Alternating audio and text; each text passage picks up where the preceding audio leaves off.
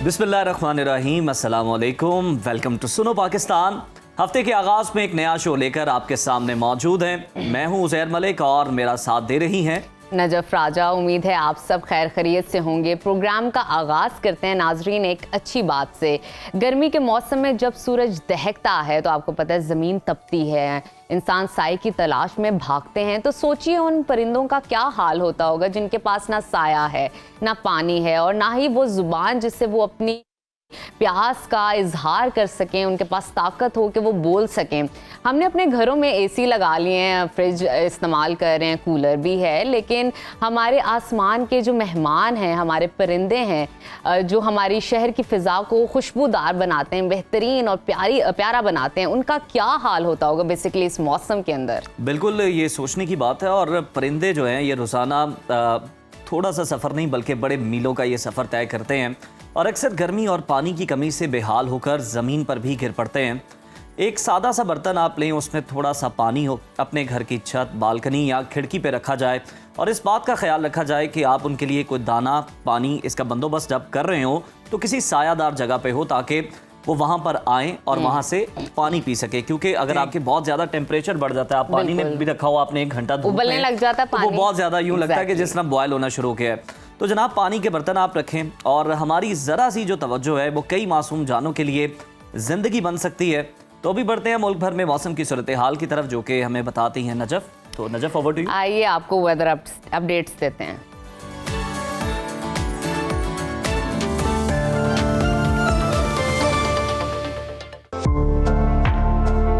मुल्क के बेशतर इलाकों में गर्मी की शदीद लहर जारी है। सिंध, जनूबी पंजाब, बलोचिस्तान के अक्सर इलाके गर्मी की लपेट में हैं। इस्लामाबाद, वस्ती और बालाई पंजाब, खैबर पख्तूनख्वा, कश्मीर और गिलगित बल्तिस्तान में आज से दर्जा हरारत में 4 से 6 डिग्री इजाफा मुतवक्के है। महकमा मौसमियात ने 18 अप्रैल तक हीट वेव जारी रहने का इम्कान जाहिर किया है। इस वक्त मुख्तलिफ शहरों में मौसम की क्या सूरत हाल है, आइए जानते हैं। सबसे पहले जिक्र करते हैं गिलगित बल्तिस्तान का, जहां बहार का मौसम जोबन पर है और वहां पर ज्यादा से ज्यादा दर्जा हरारत 19 और कम से कम 12 डिग्री रहने का इम्कान है। स्कर्दू की तरफ चलते हैं, वहां पर ज्यादा से ज्यादा पारा 13 और कम से कम 4 डिग्री रहने की तवक्को है। महकमा मौसमियात के मुताबिक अगले 3 रोज तक गिलगित बल्तिस्तान के बेशतर मकामात पर मतला साफ रहेगा। और अब आपको लिए चलते हैं आज़ाद कश्मीर की तरफ, जहां बेशतर मकामात पर गर्मी रंग जमा रही है। मुजफ्फराबाद में ज्यादा से ज्यादा पारा 32 और कम से कम 18 डिग्री रहने का इम्कान है। श्रीनगर की तरफ चलते हैं, वहां पर ज्यादा से ज्यादा दर्जा हरारत 24 और कम से कम 10 डिग्री रहने की तवक्को है। महकमा मौसमियात ने आइंदा 24 घंटों के दौरान कश्मीर में दर्जा हरारत मामूल से 4 डिग्री तक ज्यादा रहने का अलर्ट जारी किया है। और अब रुख करते हैं खैबर पख्तूनख्वा की तरफ, जहां बेशतर अजला में सूरज का राज रहेगा। पेशावर में दर्जा हरारत ज्यादा से ज्यादा 34 और कम से कम 22 डिग्री रहने की तवक्को है। सवात की तरफ चलते हैं, जिसको पाकिस्तान का स्विट्जरलैंड कहा जाता है। वहां पर ज्यादा से ज्यादा पारा 29 और कम से कम 17 डिग्री रहने का इम्कान है। महकमा मौसमियात के मुताबिक आइंदा 24 घंटों के दौरान सूबे के बेशतर अजला में मौसम गर्म और खुश्क रहेगा। और अब रुख करते हैं पंजाब के मौसम की जानिब, जहां 3 रोज के वक्फे के बाद गर्मी दोबारा जोर पकड़ रही है। लाहौर में दर्जा हरारत ज्यादा से ज्यादा 36 और कम से कम 23 डिग्री रहने का इम्कान है। इस्लामाबाद की तरफ चलते हैं, वहां पर दर्जा हरारत ज्यादा से ज्यादा 34 और कम से कम 22 डिग्री रहने की तवक्को है। मुल्तान के मौसम और दर्जा हरारत के बारे में आपको बताते हैं। वहां पर ज्यादा से ज्यादा पारा 39 और कम से कम 26 डिग्री रहने का इम्कान है। महकमा मौसमियात ने आज से सूबे के मैदानी इलाकों में दर्जा हरारत 5 डिग्री सेंटीग्रेड तक ज्यादा होने का अलर्ट जारी किया है। और अब कुछ बात करते हैं बलोचिस्तान के मौसम की, जहां सुबह भर में मौसम गर्म और खुश्क रहेगा। कोयटा का दर्जा हरारत ज्यादा से ज्यादा 33 और कम से कम 17 डिग्री रहने का इम्कान है। महकमा मौसमियात के मुताबिक आइंदा 24 घंटों के दौरान मतला साफ और गर्मी की शिद्दत बढ़ने का इम्कान है। और आखिर में हमेशा की तरह जिक्र करते हैं वादी मेहरान का, यानी कि सूबे सिंध के मौसम का, जहां सूरज कहर ढाने लगा। कई इलाकों में दर्जा हरारत 45 डिग्री से ऊपर जा पहुंचा। कराची का दर्जा हरारत आपके साथ शेयर करते हैं। वहां पर ज्यादा से ज्यादा 34 और कम से कम 26 डिग्री रहने की तवक्को है। हैदराबाद की तरफ चलते हैं, वहां पर ज्यादा से ज्यादा पारा 42 और कम से कम 28 डिग्री रहने का इम्कान है। महकमा मौसमियात ने आइंदा 24 घंटों के दौरान सुबह भर में खुश्क और गर्म मौसम की पेशगोई की है।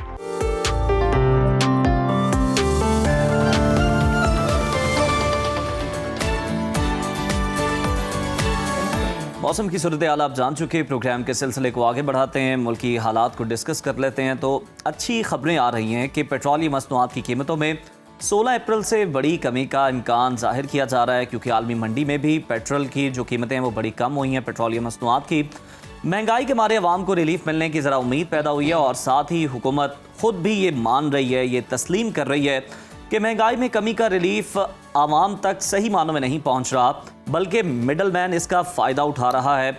वज़ीर ख़जाना कहते हैं कि आइंदा बजट में तनख्वाहदार तबके को रिलीफ दिया जाएगा और महंगाई में कमी का रिलीफ आवाम तक ज़रूर पहुंचाएंगे। अगर सियासत की बात करें तो हुकूमत हो या अपोजिशन, दोनों में हर तरफ इख्तलाफात ही इख्तलाफात दिखाई दे रहे हैं। नहरी मंसूबे पर वफाक और पीपल्स पार्टी आमने सामने आ चुके हैं। वजीर आला सिंध मुराद अली शाह ने दो टोके अल्फाज में धमकी लगा दी है कि किनाल्स मंसूबा हमारी रेड लाइन है, इस पर कोई समझौता नहीं होगा। अगर हमारी बात ना मानी गई तो एक लम्हे के लिए भी वफाकी हुकूमत का साथ नहीं देंगे। ताहम सूबाई वजीर इत्तलात पंजाब आज़मा बुखारी ने जवाबी वार करते हुए कहा कि धमकियों से केनाल्स का मामला हल नहीं होगा। दूसरी तरफ अपोजिशन का हाल भी कुछ मुख्तलिफ नहीं है। PTI के बैकडोर राब्ते एक बार फिर बहस का मौजू बन चुके हैं। आज़म सवाती ये दावा कर रहे हैं कि ये हफ्ता इंतहाई अहम है। आरिफ अलवी की वापसी के बाद मुज़ाकरात में कोई बड़ा ब्रेक थ्रू होने वाला है, मगर पार्टी उनके इस बयान से ही ला ताल्लुकी का इजहार कर रही है। हालांकि उन्होंने कुरान पाक पर हाथ रख के इस तरह की जो स्टेटमेंट है वो दी थी। साथ ही तहरीक इंसाफ ने मुसालती कोशिशों के दौरान अपनी सियासी और खारजा पॉलिसी से मुताल्लिक कमेटियों में बड़ी तब्दीलियों पर भी गौर शुरू कर दिया है, और होने ये जा रहा है कि उसमें मुतनाज़ा शख्सियात को निकालने पर मुशावरत शुरू कर दी है। मुख्तदर हल्कों से मुबैना राब्तों पर JUIF ने अब PTI से वजाहत मांग ली है। इसी तमाम सूरत हाल पे बात करने के लिए इस वक्त हमारे साथ मौजूद हैं सीनियर सियासतदान दानियाल अजीज़ साहब। बहुत शुक्रिया दानियाल साहब आपके वक्त का। सबसे पहले आपसे जानना चाहूँगी, तहरीक इंसाफ एक तरफ एहतजाजी तहरीक चलाने की कोशिश कर रही है तो दूसरी तरफ बैकडोर राब्तों की भी बाज़गश्त सुनाई दे रही है। इस वक्त PTI की पॉलिसी है क्या, और आपको क्या समझ आ रहा है ये सारी सिचुएशन देख के? मैंने बहुत बार आपके प्रोग्राम में भी कहा है और दोबारा मैं अर्ज कर देता हूं कि ये जो PTI की स्ट्रेटजी है, ये जो टॉक फाइट है, ये सिर्फ इस बात तक बातचीत करने में मुतमिन हो जाते हैं कि उनको सांस लेने का वक्त चाहिए कि वो अगली प्रोटेस्ट को तैयार कर लें। और जो आप देख रहे हैं वही हो रहा है, यानी मुज़ाकरात की बात वो कर रहे हैं, लेकिन दूसरी तरफ अपने ओहदेदारान बदल रहे हैं ताकि वो लोग सामने आ सके जो कि एहतजाज करने के लिए तैयार हैं, जो कि एहतजाज को समझते हैं कि वो जरिया है और उनको गैल्वनाइज कर सकते हैं उनकी वर्कर्स को। तो इस तरह से आप देख सकते हैं कि आज ही अखबार में लिखा हुआ है कि वो जो जुनैद साहब अपॉइंट किए थे इन्होंने खैबर पख्तूनख्वा में, उन्होंने कल कहीं हरीपुर में जलसा करते हुए या कन्वेंशन करते हुए ये कहा कि आप तैयारी करें, बस हम सड़कों पे आ रहे हैं। तो ये इनका रहेगा, क्योंकि जब आपके पास इतना कुछ पॉपुलर सपोर्ट हो तो हमेशा आप उसको लेवरेज करने की कोशिश करेंगे। तो ये समझना कि ये महज अच्छी बातों करने के लिए पाकिस्तान के फायदे के लिए टेबल पे आ जाएंगे और वहाँ पर बातचीत करेंगे, ये मेरा नहीं ख्याल है कि मुमकिनात में से ये हमेशा ये जो आंसर है इसका एहतजाज का वो साथ रखेंगे। बिल्कुल सही है, उन्हें ये सूट करता है ये आंसर। लेकिन सर ये नाकाम कोशिश है आंखों में धूल झोंकने की, और फिर बाद में कहते हैं कि ट्रस्ट डेफिसिट है। क्यों ना हो अगर आप इस तरह के काम करेंगे। PTI के बैकडोर राब्तों की गूंज भी है, और देख रहे हैं वफ्द भी आ रहे हैं और बयानात भी आ रहे हैं, मुसालत की कोशिशें भी हो रही हैं। PTI की कमेटियों से मुतनाज़ा शख्सियात को निकालने पर भी मुशावरत शुरू कर दी गई है, जिस पर आपने बताया कि वो कुछ और लोग हैं जिन्हें आगे लाना चाहते हैं। इन तब्दीलियों को आप क्या देखते हैं? क्या ये एक संजीदा सियासी कोशिश है या फिर महज वक्ती हिकमत अमली ही ये चल रही है? जी, मेरे ख्याल में एक बहुत बड़ा जो आप समझ सकते हैं कि अपनी तरफ से यका मारना था PTI ने, वो ये था कि जो अमेरिकन बैरून मुल्क पाकिस्तानी है अमेरिका में, उनका समहाउ ऐसा राब्ता है रिपब्लिकन पार्टी के साथ कि वो पाकिस्तान के ऊपर एक प्रेशर ला सकेंगे, और फिर जब ये ह्यूमन राइट्स के हवाले से होगा और पुरअमन एहतजाज जो है वो ये करेंगे, तो ये दोनों चीजें मिलके हुकूमत को ये गवर्नमेंट को एक कॉर्नर में डाल देंगी। लेकिन वो चीज हो नहीं सकी। उसके बरक्स क्या हो रहा है कि मुख्तलिफ वफद पाकिस्तान आ रहे हैं या पाकिस्तान से वफद जा रहे हैं, और उसमें बेहतरी और ताल्लुकात को आगे बढ़ाने का और डीपन करने का, स्ट्रेंथन करने की सारी बातचीत हो रही है, ना कि किसी किस्म की कोई नाराजगी का इजहार या कुछ। और उसमें खासतौर पे टेररिज्म पे भी पाकिस्तान और अमेरिका की कोऑपरेशन जो है वो बढ़ के सामने आ रही है। अभी आपने देखा जो मिनरल्स कॉन्फ्रेंस थी, उस पे एक खास तौर पे हुकूमती वफ्द आया अमेरिका से, जो कि पाकिस्तान में रेयर अर्थ मिनरल्स के लिए शमूलियत इख्तियार की, और उसमें भी मुख्तलिफ MOU साइन हुए। कल भी कुछ MOU साइन हुए। सो वो बात तो रह गई है। तो अब वही वफद जो कल तक कह रहे थे कि जी ऐसे होगा वैसे होगा, वो आके दोबारा से मुलाकातें करने की कोशिश कर रहे हैं। लेकिन दानियाल अजीज साहब, आजम सवाती दावा कर रहे हैं कि रवां हफ्ता इंतहाई अहम होने वाला है। आरिफ अलवी की वतन वापसी के बाद बैकडोर राब्तों में बड़ी पेशरफ्त की मुतवक्के भी की जा रही है। क्या आपको लगता है कि PTI किसी भी तरह मुज़ाकरात कर पाएगी या कहीं ना कहीं कामयाब हो पाएगी? मेरा नहीं ख्याल जी। मुझे तो शेख रशीद की याद ताज़ा करवा रहे हैं या स्वाति साहब के कुर्बानी से पहले कुर्बानी और आखिरी क्वार्टर फाइनल, और बस ये ईद से पहले जो है ना समझ आ जानी है, ये है वो। ये इस तरह की डेटें देने के लिए, ये वर्करों की उम्मीद ताज़ा रखने के लिए तो ठीक है, लेकिन हकायक के ऊपर नहीं। उसकी वजह बड़ी सिंपल है।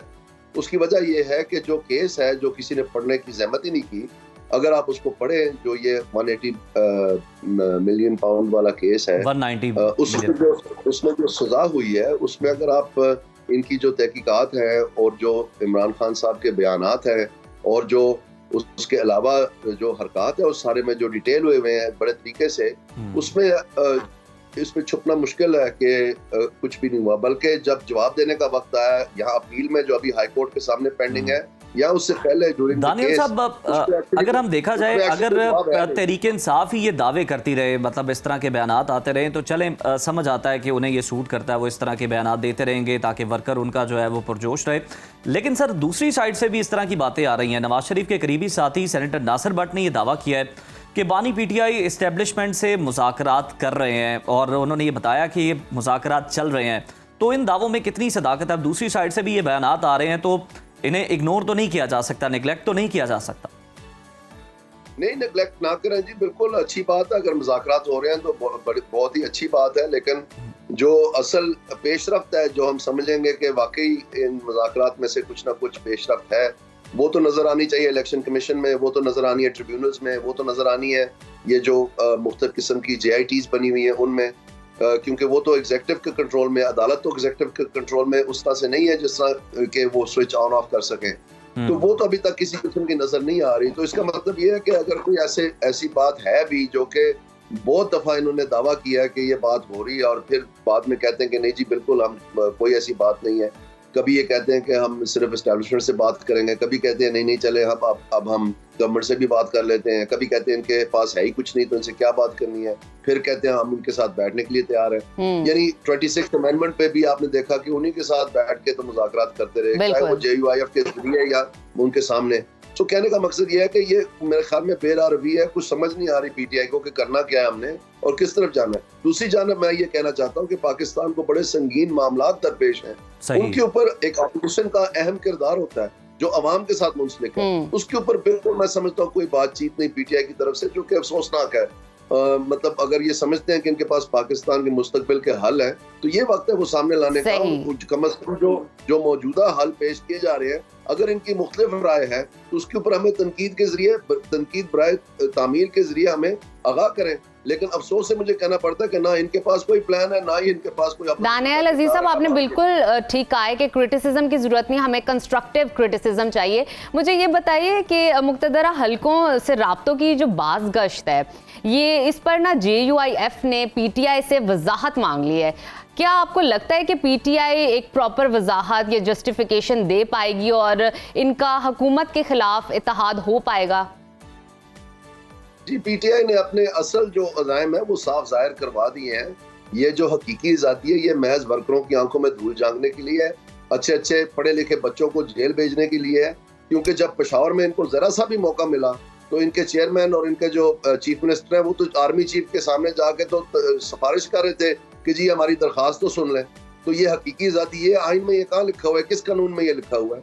तो जाहिर बात है उस वक्त भी इनके जो अपोजिशन एलाइज हैं उन्होंने ये सवाल उठाया और आज भी वही सूरत हाल है।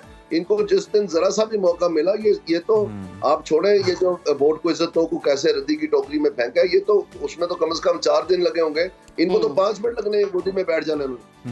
बिल्कुल सही कह रहे हैं दानियल साहब। कैनाल्स के मामले को जरा डिस्कस कर लेते हैं। वफाकी हुकूमत और पीपल्स पार्टी के दरमियान हम देख रहे हैं कि शदीद इख्तलाफात हैं, बयानात का सिलसिला भी है। मुराद अली शाह साहब एक कदम आगे आए हैं, धमकी दी है कि अगर पीपल्स पार्टी की ना सुनी गई तो हम जनाब एक लम्हे के लिए भी नहीं हुकूमत का हिस्सा रहेंगे। आपको कैनाल्स का मामला क्या रुख इख्तियार करता हुआ नजर आ रहा है आने वाले दिनों में बजट से पहले?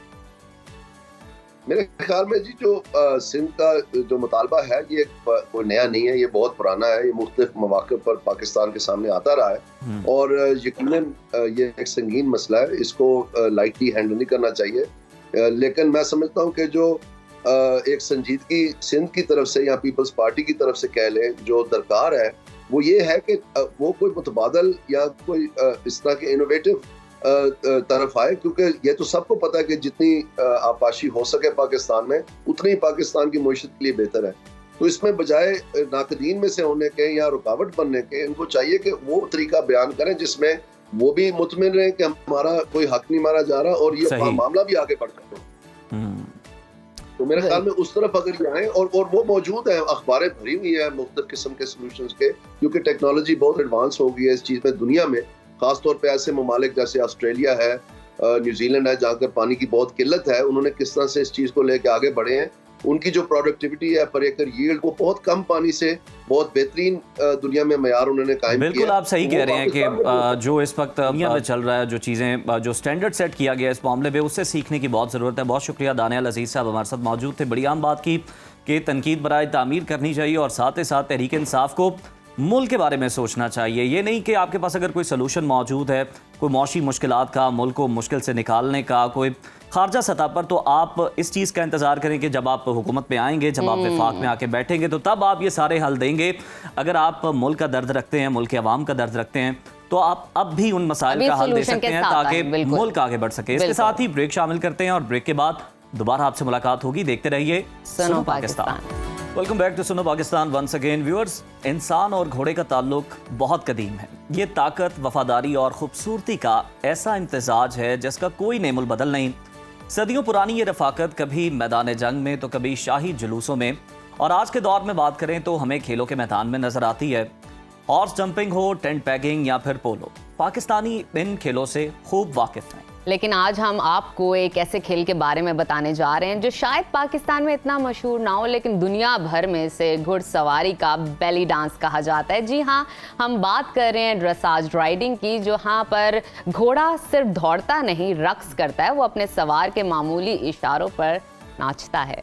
तो हमारी आज की अगली मेहमान भी एक ऐसी बाहिम्मत, पुरज़्म और बासलाहियत पाकिस्तानी लड़की हैं जिन्होंने न सिर्फ इस नाजुक फ़न में महारत हासिल की बल्कि रशिया में होने वाले मुकाबलों में पहली बार पाकिस्तान की नुमाइंदगी भी कर चुकी है। तो हमारे साथ मौजूद हैं पाकिस्तान की पहली खातून dressage rider Aleen Bukhari. Aleen, welcome to Suno Pakistan. अस्सलाम वालेकुम। वालेकुम अस्सलाम।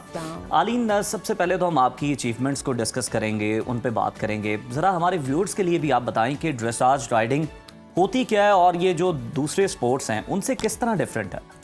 ड्रेसाज इज एक्चुअली एक technique of making a horse dance. आप उसमें घोड़े के 100% मसल्स डेवलप करते हैं एंड एक मूवमेंट्स होती हैं जो आपने अंदर करवानी होती हैं। पोलो के अंदर you have to play game like you are chasing after a ball. यहाँ पे ये नहीं, यहाँ पे you representing yourself and you representing your horse. Bond दिखते हैं, आपका बैलेंस देखते हैं, ये सब देखते हैं। So it's completely different from what any other game यानी is. अपनी तो रिस्पांसिबिलिटी है ही, हॉर्स की रिस्पांसिबिलिटी भी ये हमारे पे है। अच्छा Aleen, tell us about this. How did you get into this sports? I got into it because of my father. Because of your father. जी, मेरे बाबा की वजह से। So that's your inspiration. Ji, because मेरे बाबा जो हैं उन्होंने मुझे बचपन में रॉयल स्कूल ऑफ वियना दिखाया था। अच्छा। That's ड्रेसाज का सबसे पुराना स्कूल।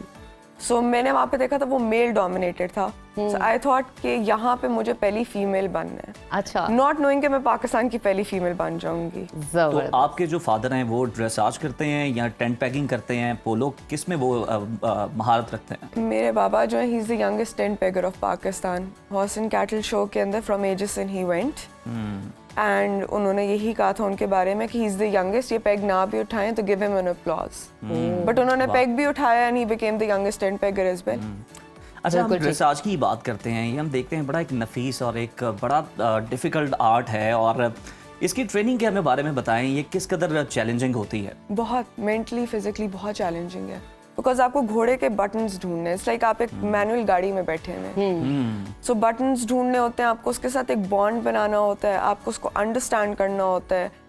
समटाइम्स आप अंडरस्टैंड नहीं कर रहे होते, वो आपको कर रहा होता है। जब आप अंदर अरीना के होते हो, it gets difficult to you know keep a straight face and button से मुराद आपका ट्रिगरिंग पॉइंट है जी, जिस पे वो रिस्पॉन्ड करे। हाँ जी, कोई एक फुटिंग करेंगे हम तो वो एक मूवमेंट करेगा, ठीक है, हम एक रेन हिलाएंगे तो वो एक मूवमेंट अच्छा, करेगा। तो वो आपको देखना पड़ता है हमें कि वो किस पर सारा क्या रिस्पॉन्स कर रहा है। परफेक्शनिज्म तो के वो अंदर। एक रेन के जरिए भी आपकी पल्स के साथ घोड़ा कनेक्ट होता है, मतलब हाँ वो जी। आपके इमोशंस भी समझ जाता है उससे? बिल्कुल, आप 10 feet अपार्ट भी हो तो the horse can sense your emotions. Wow, 10 feet apart. That's great. अच्छा Aleen, speaking of the recent international championship in Russia, जी, what is the experience, how do you feel regarding that event? जैसे मैं यहाँ पे nervous हूँ वैसे ही मैं वहाँ पे नर्वस थी। जब आप अरीना में जा रहे होते हैं ना, इट्स लिटिल, उसमें प्रेशर होता है, अच्छा, बिकॉज आपको 12 जजेस बैठ के देख रहे हैं, आपकी हर एक मूवमेंट काउंट हो रही है, इफ यू डोंट स्माइल वो भी काउंट होता है। बॉडी लैंग्वेज, कंप्लीट सब- बॉडी और लैंग्वेज ये देखी जाती नेगेटिव है। पॉइंट्स में जाता है आपके? जी, आपके नेगेटिव होते हैं, इससे आपने हर चीज में परफेक्ट होना है। सो तो घोड़ा चाहे कुछ भी कर रहा है, आपने स्माइलिंग फेस के साथ ही ऐसे राइड करना है उसके जैसे बाद। मैं आपको यहाँ नर्वस होने की जरूरत नहीं है बिल्कुल भी। नहीं, बट क्या कहते हैं, the best feeling for me was कि नर्वसनेस तो थी, बट जब मैंने सुना कि Islamic Republic of Pakistan representing Aleen Bukhari वाह, wow, with Prakash the horse, with Oh my green God. Flag, वाह। तो वो फीलिंग मैं अभी भी अपने दिल से नहीं उतार सकती। I think so that's the best thing कि आप पुराने मुल्क में जाओ और आप अपने फ्लैग को लेके खड़े हुए हो और आप प्रेजेंट कर रहे हो और आप- पाकिस्तान को हाँ अपने। जी। हाँ, तो आई थिंक सो उससे बेहतर फीलिंग मुझे दुनिया में कहीं नहीं मिल सकती। बिल्कुल, आप हमने भी जब वो देखी वो चीज़ें, तो हमें भी बहुत ज़्यादा फख्र हुआ, बहुत ज़्यादा प्राउड हुआ कि जिस तरह की बाहिम्मत लड़की हमारे दरमियान मौजूद है जिसने जनाब दुनिया में पाकिस्तान का नाम रोशन किया। आलीन, ज़रा हमें ये बताएं, अपने पेरेंट्स के बारे में बताएं कि आपने बताया कि आपके फादर ने आपको सिखाया और आपने उनसे लर्न किया, तो उन्होंने हमेशा आपको इनकरेज किया इस चीज़ में। उनका रोल आपकी जर्नी में किस तरह का रहा, और आपकी जर्नी का अगर कोई बड़ा इंटरेस्टिंग स्टोरी है, कोई इस तरह का कोई इंसिडेंट है, तो स्टोरी आप शेयर हमारे करना साथ शेयर कर चाहें तो सकते हैं हमारे वो। साथ कीजिए। मेरे बाबा की support system was always there, क्योंकि वो राइडर हैं तो उनको मेरा पैशन समझ आता था। वो खुद घोड़ों के बारे में बहुत उनसे इश्क करते हैं, ठीक है, सो उन्होंने मुझे रोका नहीं। और जहाँ तक कि मेरी बाकी फैमिली, मेरी मामा है, all of them are riders. So मुझे कभी किसी मामा भी राइडर हैं आपके? जी, मेरी मामा भी, मेरी फुफ्फो भी Wow. घोड़ा चलाती थी, मेरे दादा दादो, It's a family sport. हाँ जी, मेरे ब्लड में है, it's like horses run in my blood. अच्छा आलिन, मुझे ये भी बताइए कि ऑब्वियसली आपने एक अचीवमेंट हासिल किया, रिकग्निशन हासिल किया, लोग आपको जानते हैं, पहचानते हैं, फिर पाकिस्तान को आप इंट्रोड्यूस भी करवा रही है ग्लोबल सेटअप पे, internationally. What are your next goals जिसको आप अचीव करना चाहती हैं? आप चाहती हैं कि इसके बाद अब मैं ये यानी चीज उस पे अचीव आपका कर लूं। फोकस है, उस पे that's नजर है your कि बस मैंने focus. ये अचीव करना। ओलंपिक्स Ooh, 2028 wow, अब ओलंपिक्स के अंदर जाना है। manifestation. हाँ जी, मैंने पाकिस्तान का फ्लैग वहाँ पे उठाना है। तो आप उसके इंशाल्लाह, लिए you अभी will. आपकी कोई ट्रेनिंग भी चल रही जी, है? मैं अभी वापस रशिया चली जाऊंगी। Okay. Okay, Yes. अच्छा, हमें ये बताएं कि आपके नज़दीक एक अच्छा ड्रेसेज राइडर बनने के लिए क्या क्वालिटीज़ इंसान के अंदर होनी चाहिए, राइडर के अंदर होनी चाहिए?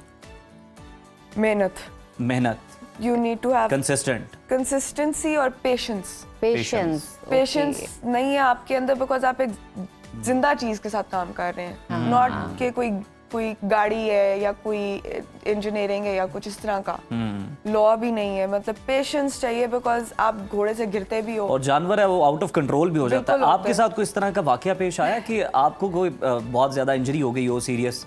मेरी रिब टूटी, मेरा नाक टूटा है, मुझे 6 दफा कंकशन हुआ है, मेरी बैक खराब है। ओहो, और ये सब इस स्पोर्ट्स की वजह से है? हाँ जी, अच्छा आलीन, कुछ देर पहले आपने ये चीज़ मेंशन की थी, ये अमूमन है ही मर्दों का खेल, लेकिन आप फर्स्ट है यहाँ पर।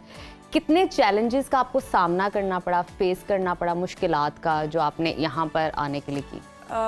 रिसर्च के अंदर तो जी। It's not male dominated, Okay, it is okay. उसके अंदर That's फीमेल the ज्यादा हैं। both. हाँ जी, ठीक फीमेल है, ज्यादा ठीक एक्चुअली, ठीक है।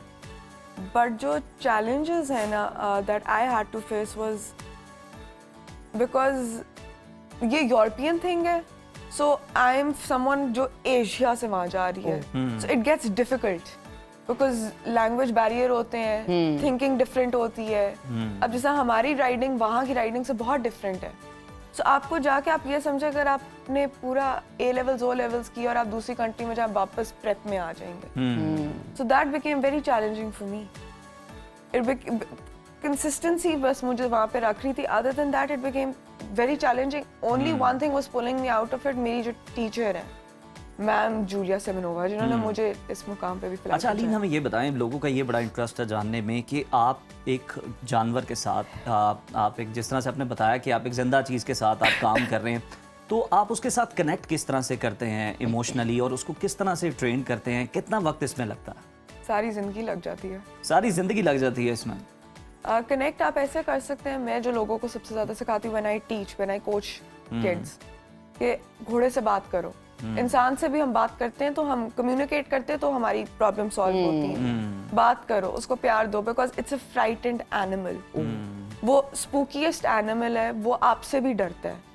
तो आपने अगर उसका डर खत्म करना है तो आपने उसको मार के तो खत्म करना नहीं है, आप प्यार से पेश आओगे तो आपके लिए जान दे भी देगा और ले भी लेगा। Well said. अच्छा आलीन, लास्टली हमें मैसेज दीजिए उन लड़कियों के लिए जो इस वक्त आपको देख रही हैं, आपसे इंस्पायर हो रही हैं, अपनी लाइफ में कुछ करना चाहती हैं, पाकिस्तान के लिए कुछ करना चाहती हैं, क्या कहेंगी उनको? मैं उनको यही कहूंगी कि कीप फॉलोइंग योर ड्रीम्स, जो भी पैशन है उसको फॉलो करे, चाहे वो राइडिंग है या नहीं है, जो मर्जी है, बिकॉज जहाँ आपका पैशन आता है ना, वहाँ पे ज़बरदस्ती नहीं आती।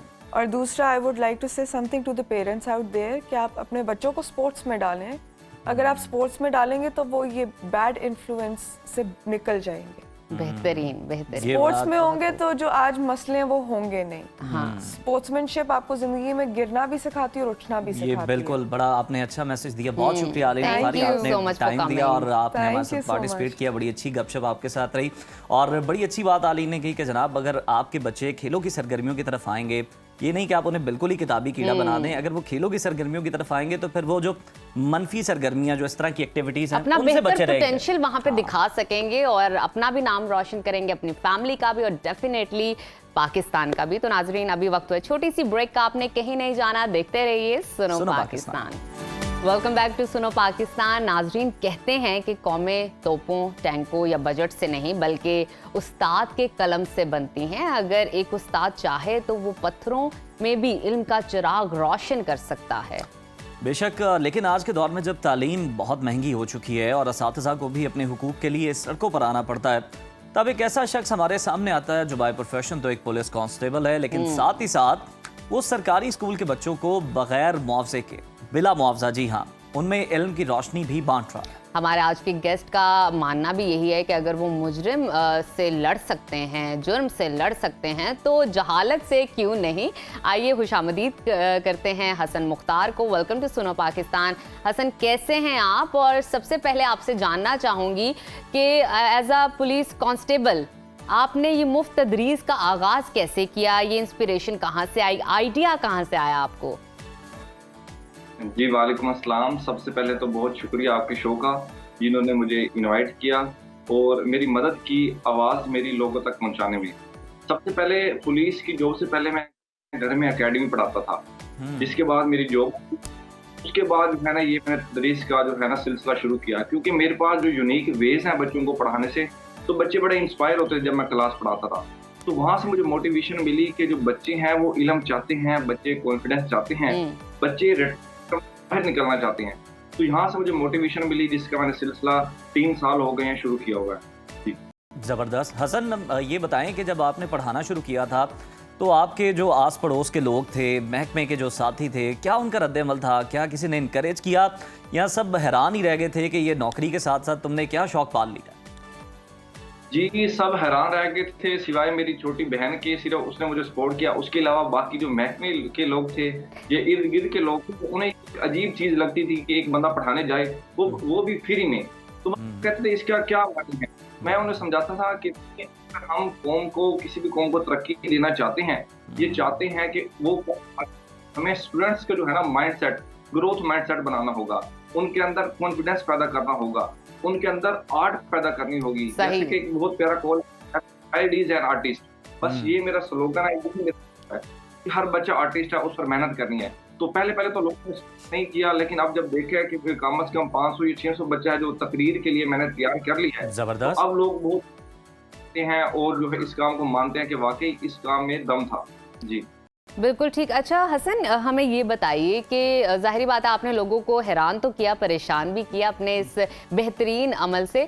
आप बच्चों को पढ़ाते हैं, निसाब पढ़ाते हुए, साइंस सब्जेक्ट पढ़ाते हुए किन मुश्किलात का सामना आपको करना पड़ता है, कौन से चैलेंजेस आपको आते हैं? देखिए, सबसे पहले ये है कि टाइम मैनेजमेंट जो है ना, ये मेरे पास बहुत टाइम कम रह गया, क्योंकि एक तो है पुलिस की टफ जॉब है, साथ में बच्चों को एक्टिविटीज कराना, तो ये एक बहुत जो है ना, मतलब जो एक डिफिकल्ट काम था। लेकिन मैंने अपने जो है ना हिम्मत नहीं हारी और इस काम में लगा रहा, क्योंकि मुझे ये यकीन था कि अगर हम बच्चों को आज टाइम देंगे तो ये बच्चे कल को जाके हमारा नाम रोशन करेंगे। बिल्कुल नाम तो रोशन करेंगे हसन। और इसमें जो चीज़ मुझे बहुत ज़्यादा डिफरेंट लग रही है, यूनिक लग रही है, इंस्पायर कर रही है कि आप सिर्फ बच्चों को किताबी सबक ही नहीं देते, वही नहीं पढ़ाते, बल्कि उनमें आप कॉन्फिडेंस बिल्ड कर रहे होते हैं। बोलने का फ़न जो कि बड़ा अहम है, बड़ा ज़रूरी है। हम देखते हैं कि बड़े बड़े काबिल लोग होते हैं लेकिन वो बोल के इजहार नहीं कर पाते उस तरह से, ये आप उन्हें सिखा रहे हैं। ये रिवायती तर्ज तालीम से थोड़ा डिफरेंट है। ये आपको आइडिया किस तरह से आया और इसका क्या इम्पैक्ट आप देख रहे हैं बच्चों के अंदर? पंजाब में मैंने सबसे पहले अपने स्कूल में प्रेजेंटेशन सिस्टम लॉन्च किया, जिसकी बुनियाद थी कि जब यूनिवर्सिटी में जाता है तो प्रेजेंटेशन देने में या लोगों के सामने बात करने में बहुत ज्यादा जो है ना परेशान हो जाता है, उसको पसीने आने लगते हैं। तो मैंने ये शुरू किया कि मिडिल क्लासेस से बच्चों को इस लेवल का तैयार कर दिया जाए कि जब वो यूनिवर्सिटी में जाएं, जब वो मजमे के सामने बात करने लगे तो उन्हें किसी किस्म की परेशानी ना हो। तो मैंने प्रेजेंटेशन सिस्टम लॉन्च किया कि हर बच्चा जो है वो स्टेज पर आके साइंस का कोई भी टॉपिक है वो प्रेजेंट करेगा, एज अ टीचर जो है वो स्टूडेंट्स को प्रेजेंट करेगा। तो बच्चे एक तो बहुत ज्यादा एंजॉय करते हैं, एक उनकी लर्निंग होती है और उनका सेल्फ कॉन्फिडेंस जो है वो बहुत ज्यादा बढ़ जाता है। तो ये मेरा एक नया सिस्टम था जो मैंने पंजाब में लॉन्च किया। अब माशाल्लाह बहुत ज्यादा पाकिस्तान में जो टीचर्स हैं वो इसी सिस्टम को फॉलो कर रहे हैं कि होमवर्क से बच्चों की जान छुड़वाई जाए और प्रेजेंटेशन वो पाकिस्तान में लॉन्च किया जाए। बिल्कुल ठीक हसन। अगर देखा जाए दोनों फील्ड्स जो हैं टोटली कंप्लीटली इंटायरली डिफरेंट है। एक तरफ तो आपने बच्चों को पढ़ाना है, उसके लिए आपको सॉफ्ट होना पड़ेगा, पेशेंस भी ज़रूरी है, कहीं ना कहीं तहम्मुल मजाजी चाहिए और बहुत सारा नॉलेज चाहिए।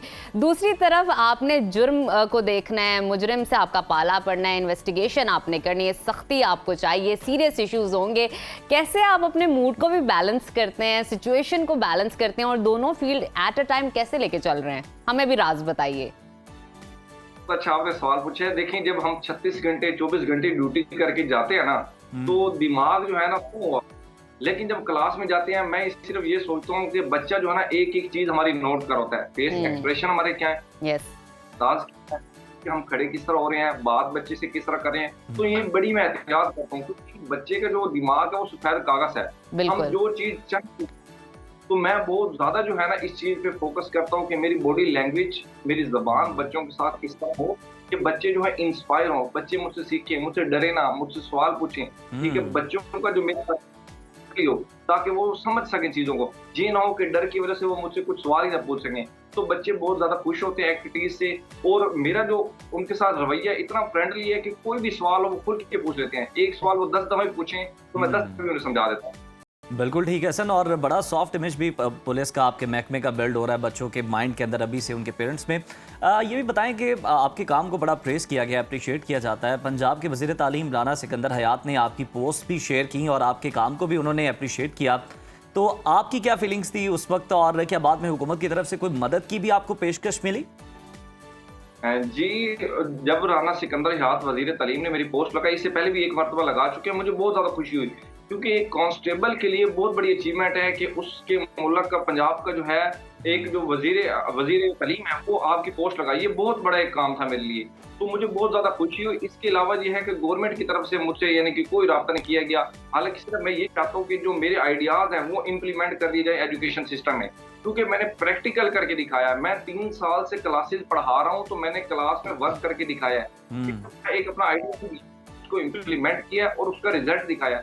मेरे बच्चों की मिलियंस में गए हैं व्यूज, जो मेरे बच्चों ने शायरी किया है, हमने मुकाबला जात करवाए अपने स्कूल में। सही, तो स्कूल में हम लोग उनके सामने बिल्कुल ठीक। हसन, आप बहुत अच्छा बड़ा काम कर रहे हैं और इसी तरह से आप करते रहें, और हम उम्मीद करते हैं कि और भी जो आपने एक ट्रेंड सेट किया, एक मिसाल सेट की, और भी लोग आपको देखते हुए आगे आए, आपके फुट स्टेप्स को फॉलो करें और वो भी इस तरह का इनिशिएटिव लें। और उस्ताद का तो बिल्कुल जी मकाम ही अब बड़ा ऊंचा है और आता नहीं है कोई फन उस्ताद के बगैर। इस बात के साथ ही ब्रेक की तरफ बढ़ते हैं। जनाब, आपको खुश आमदीद कहते हैं, और साथ ही हम थोड़े से आपके मिजाज आशना भी हो चुके हैं। हमें पता है खेल की खबरों का आपको जो है वो बड़ा इंतज़ार होता है, आपकी बड़ी दिलचस्पी का सामान होता है, तो जनाब शामिल कर लेते हैं।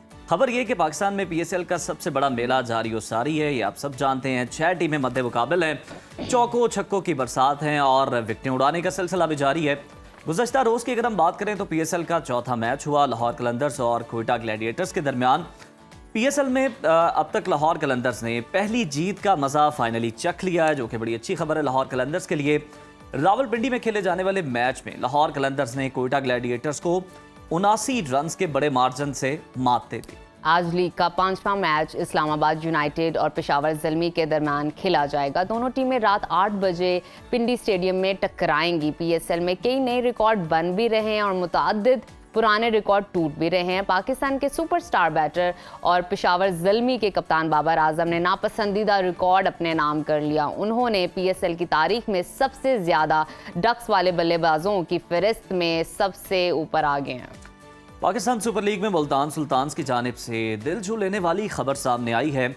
मुल्तान सुल्तान्स ने फ़लस्तीन चिल्ड्रन रिलीफ फंड कायम कर दिया है। हर छक्के और हर विकेट पर 1 लाख रुपए अतिया करने का ऐलान कर दिया है। दूसरी तरफ सरहद पार भारत में भी पाकिस्तान का परचम बुलंद हुआ है। भारतीय ऑफिशियल वेबसाइट ने Pakistani Olympian gold medalist Arshad Nadeem की कारकर्दगी का एतराफ़ किया है और अपने नौजवानों के लिए मोटिवेशनल वीडियो के तौर पर अरशद नदीम की वीडियो भी शेयर की है और इसे सोशल मीडिया पर खूब सराहा जा रहा है। तो नाजरीन, इसी तमाम सूरत हाल पर बात करने के लिए इस वक्त हमारे साथ मौजूद हैं स्पोर्ट्स तज्जियाकार सैयद मोहम्मद अवैसा। बहुत शुक्रिया आपके वक्त का। बताइएगा, PSL में अब तक 4 मैचेस खेले जा चुके हैं और इन मैचेस को अगर हम देखते हैं तो आपको क्या समझ आता है, कौन सी टीम इस वक्त सबसे ज़्यादा मजबूत और पोटेंशियल में नज़र आ रही है? देखिए, अभी तो क्योंकि इनिशियली स्टार्ट है पाकिस्तान सुपर लीग, ऑब्वियसली आप किसी टीम को इस वक्त फेवरेट्स तो नहीं करार दे सकते, लेकिन अगर आप ऑन दी पेपर की भी बात करें तो इस वक्त सबसे बड़ी साइड आपको कराची किंग्स नजर आती है। जिस तरीके से उनके पास प्लेयर्स मौजूद हैं, फिर फायर पावर आपको याद हो कि मुल्तान सुल्तान के खिलाफ जो एक बड़ा आपको पता है एक तगड़ा मैच जो उनसे वो खेले थे, फिर अगर आप बल्कि आप मुल्तान सुल्तान के खिलाफ जो उन्होंने बड़ा तगड़ा मैच जीता था, आपको पता है टसल भी थी। आपको याद हो PSL से पहले जो मामला चलते हुए ऑनर्स के जिस तरीके से बयानबाजी हो रही थी, तो बड़ा एक अपना मैच जो उनसे सबको देखना था और एक बड़ा मैच था वो। उसके अलावा आप लाहौर कलंदर्स की बात करें, जिस तरीके से वो एक विनिंग स्ट्रीक के ऊपर चल रहे हैं, वो जो एक धचका लगा था उनको पहले मैच के अंदर, तो ये बड़ा मैं कहता हूँ कि जल्दी है किसी टीम को यहाँ पर फेवरेट्स करार देना। लेकिन पेशावर ज़ल्मी जरूर थोड़ा सा मुश्किलात का शिकार होगी, चाहे वो टीम परफॉर्मेंस की वजह से बात करें या इस वक्त आप 6 टीम्स को उठा के देख लें तो आपको पता है इस वक्त तो बिल्कुल लास्ट के अंदर है और उनका -4 पॉइंट समथिंग है। तो आसान नहीं होगा आज भी जब इस्लामाबाद यूनाइटेड के खिलाफ वो खेलेंगे, उनको बड़ा एक मार्जिन की जीत जरूर चाहिए होगी। लेकिन एक अच्छी चीज जो पाकिस्तान सुपर लीग की थी वो ये थी कि 10वां एडिशन भी है। आपको साइम अयूब अच्छी फॉर्म के अंदर नजर वापस आ रहे हैं, T20 वर्ल्ड कप आपके सर पे है, फखर जमान आपको अच्छे फॉर्म में नजर आ रहे हैं, तो अच्छी सीट के अंदर जरूर लड़के इस वक्त दाखिल हो चुके हैं। लेकिन फिर मैं कह रहा हूँ पाकिस्तान ने कहीं ना कहीं अपने बैकएंड पे रखना है कि हमने उस वर्ल्ड कप के लिए तैयारी करनी है, एशिया कप की तैयारी करनी है, तो हमें जो मिडिल ऑर्डर के अंदर जो स्ट्राइक रेट वाला जो इशू बना हुआ है बैट्समैन का, चाहे वो बाबर आजम की सूरत में हो चाहे मिडिल ऑर्डर बैट्समैन की बात करूं, उसको अभी भी दूर करने की जरूरत है पाकिस्तान क्रिकेट को। अच्छा, वैसे लाहौर कलंदर्स और क्वेटा ग्लैडिएटर्स के मुकाबले की बात करते हैं तो 79 रन से कलंदर्स ने ग्लैडिएटर्स को हराया। आपके नज़दीक फैसला कुन लम्हा कौन सा था, टर्निंग पॉइंट कौन सा था इस मैच में? देखिए, क्वेटा ग्लैडिएटर्स ने जिस तरीके से पहले मैच के अंदर आपको पता है शिकस्त दी थी पेशावर ज़ल्मी को, एक पूरी फ्लाई पॉइंट सी नजर आपको आती। थोड़ा सा क्वेटा ग्लैडिएटर्स की आप बात करें तो आपको याद हो जितने भी अभी तक वो खेले अपना जितने भी सीजन्स खेले हैं, क्वेटा का सबसे बड़ा मसला ये रहा है कि क्वेटा ग्लैडिएटर्स का बीच में जाके स्पॉट टूटता था जो विनिंग स्ट्रीक कैरी करता है, क्योंकि ज्यादातर लड़के नेशनल ड्यूटी या आपको पता है कुछ मैचेस के लिए अवेलेबल होते थे। इस दफा एक अच्छी बात है कि जितनी पाकिस्तान सुपर लीग की टीम है, सबने इस पे बहुत ज्यादा काम किया था कि यार हमें वो प्लेयर्स चाहिए जो पूरे सीजन के लिए अवेलेबल हो, और वो ज्यादा प्लेयर्स आपको पता अवेलेबल है। वो एक इंजरी वाला मामला हो गया, वो एक अलग चीज थी।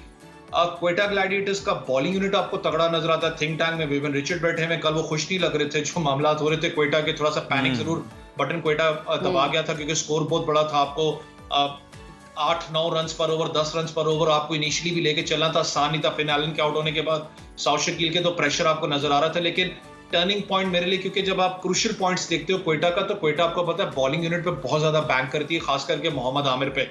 जिस तरीके से उन्होंने परफॉर्म किया था पेशावर के खिलाफ, वो कल आपको थोड़ा सा ऑफ कलर नजर आपको आए। इब्रार की बात करें, उनकी बड़ी जबरदस्त एक परफॉर्मेंस आपको नजर आ रही थी, लेकिन थोड़ा सा क्वेटा ग्लैडिएटर्स ने जो स्कोर खाया था, खास करके डेथ ओवर्स के अंदर आप बात करें, इनिशियली आप बात करें, तो वो जो पैनिक बटन था उनका ऑन हुआ था साउथ शकील के जाने के बाद, वो ऑन नहीं होना चाहिए था। जरूर शायद लोग मुझसे इस चीज पे इख्तलाफ जरूर करें, लेकिन मिडिल ऑर्डर के अंदर फिर मैं कह रहा हूं कि आप चाहते हैं कि आप एक यंगस्टर के ऊपर इन्वेस्ट करें, आप चाहते हैं कि फ्यूचर की तरफ हम जाएं। ख्वाजा नाफ एक बड़ा अच्छा एक प्रोस्पेक्ट आपके पास मौजूद है क्वेटा ग्लैडिएटर्स के पास। मुझे अभी भी समझ नहीं आई थी कि शोएब मलिक को खिलाना उस पोजीशन के ऊपर, ठीक है सीनियर हैं, सीजनड है। मैंने कहा ना एक थोड़ा सा एक इशू जरूर होता है जब आप फ्रेंचाइज क्रिकेट की बात करते हैं, तो मालिकान ज्यादातर जाते हैं स्टारडम पे। वो जाते हैं कि यार हमने अगर एक बिजनेस पॉइंट ऑफ व्यू से चल रहे हैं तो उसको वसूल भी करें, हम टाइटल अच्छा, वैसे इस लिहाज से आप बिल्कुल ठीक कह रहे हैं कि हमें कहीं ना कहीं यंग टैलेंट को प्रमोट करना चाहिए, क्योंकि आपने अपना फ्यूचर भी इन्हांस करना है इसके अकॉर्डिंगली। अगर हम बाबर आजम की बात करें तो उनकी फॉर्म पर अभी तो सबकी नजरें हैं, लेकिन इनका ये जो डक्स वाला रिकॉर्ड सेट हुआ है, आप इसको कैसे देखते हैं? ये समझते हैं दबाव की इलामत है या महज बदकिस्मती कहा जाए इसे? देखें, जो भी मामला आपको पता है पाकिस्तान क्रिकेट के अंदर हुए, फिर PSL जब शुरू हुई थी, खाली बाबर आजम ने जितने भी प्लेयर्स जो पाकिस्तान सुपर लीग का, पाकिस्तान क्रिकेट के मैं कह रहा हूँ, चाहे वो वर्ल्ड कप कैंपेन की बात आप कर लें, चाहे आप चैंपियंस ट्रॉफी कैंपेन की बात कर लें, तो वो सारे के सारे अंडर द रडार हैं कि लोगों की नजरें हैं उनके ऊपर कि वो किस तरीके से परफॉर्म करेंगे। शाहीन की बात कर लें आप, बाबर आजम की, दूसरे प्लेयर्स की भी आप बात करें, रिजवान तक की। बाबर आजम का थोड़ा सा अंडर द रडार इसलिए ज्यादा है क्योंकि एक्सपेक्टेशन बहुत है। देखिए रिकॉर्ड्स हैं, one of the best players हैं इन द वर्ल्ड, सब बात करते हैं उनके बारे में। जब भी 1-2 मिनट के लिए कैमरा लगता है, कमेंटेटर्स बात करते हैं, दुनिया क्रिकेट लोग बात करते हैं। बिल्कुल वो प्रेशर जो उनसे आपके ऊपर बिल्ड भी होता है, क्योंकि आपने उस स्टेक को अपने ऊपर रखना भी होता है कि यार हाँ मैं बड़ा प्लेयर हूँ। लेकिन बाबर आजम के जो हालिया सूरत हाल है, बल्ला भी चेंज हो गया, ब्रांड भी आप नहीं ले आए, मेरे ज़हन में था शायद कुछ होता है, ये चीजें भी होती हैं, लेकिन अभी तक उनका बैड पैच नहीं जा रहा। ऐसा कप्तान lead from the front Peshawar को भी कर रहे हैं। मैं खुद भी चाहता था पेशावर ज़ल्मी के साइम अयूब और हारिस अगर ओपन कर लेते तो बाबर आजम मिडिल ऑर्डर में आते तो थोड़ा सा कुशन मिल जाता, थोड़ा सा मिडिल ऑर्डर ज्यादा सस्टेनेबल होता पेशावर ज़ल्मी का। लेकिन वो थिंक टैंक बैठा है, वो बेटर बिल्कुल। और ये तो मतलब कोई आप दूसरी टीम्स के साथ तो इंटरनेशनल कोई इस तरह का मैच तो है नहीं जिसमें आप प्रेशर ले जाएं। वैसे जरा लास्टली ये भी कमेंट कर दीजिएगा, भारत की तरफ से अरशद नदीम की कारकर्दगी को हमने देखा है, खूब सराहा जा रहा है अरशद नदीम की कारकर्दगी को। भारत अपने नौजवानों के लिए जनाब मोटिवेशनल वीडियो में पेश कर रहा है। एक मुखालिफ मुल्क की जानिब से अरशद नदीम की पसीदाई को आप किस तरह देखते हैं, और पाकिस्तान में इस तरह के इक़दामात का फुकदान क्यों है?